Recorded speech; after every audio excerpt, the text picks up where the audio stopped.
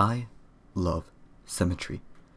I'm not sure exactly why, but I've loved it ever since I was a kid. Most children are messy and forgetful of their things, not me. I knew everything had its place, and in my room, everything was right where it belonged. My parents didn't have it. My grandparents didn't have it either. Not a single person in my family had it.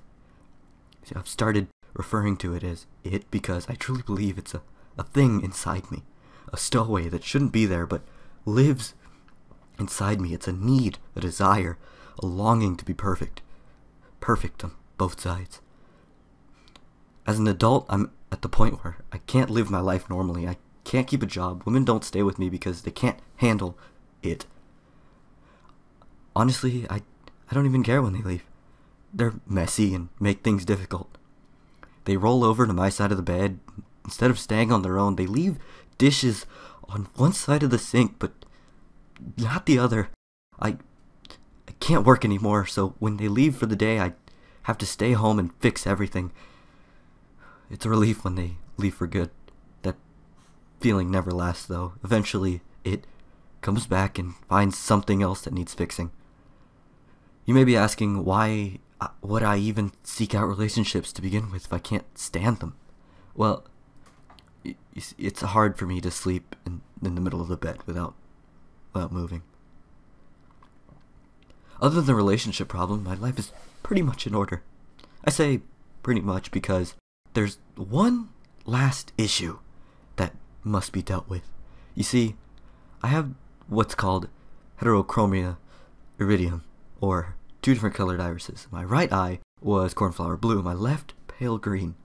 Both my parents have cornflower blue eyes, my siblings, my cousins as well. My green eye is the broken one. It makes me unbalanced. Every time I look at myself in the mirror, it stares right back at me. It's all I think about now. Everything is in its right place except my little green mistake. Didn't hurt at first when I dug the spoon under my eye. Didn't even hurt when I popped out and was hanging on my cheek. Was it shock that was keeping the pain away, or was it? I snipped the optic nerve and blotted the warm fluids that were streaming down my face. My vision being cut in half was a strange sensation. What was left was the dangling flesh I placed back in the now empty hole, bandaged the wound, rinsed the spoon, and went to sleep. I woke up, happy. I slept better than I had in years. It was finally done. I was fixed. I got out of bed, stumbled into the bathroom. My body ached. My head was on fire. I flipped the switch in the bathroom and the light was blinding. I slowly removed the bandage that was soaked in with blood and was sticking to my face like tape. When I looked into the mirror, my stomach turned. Only then had I realized what I had done to myself, and I couldn't believe it. There was a hole on the left side of my face, but not the right.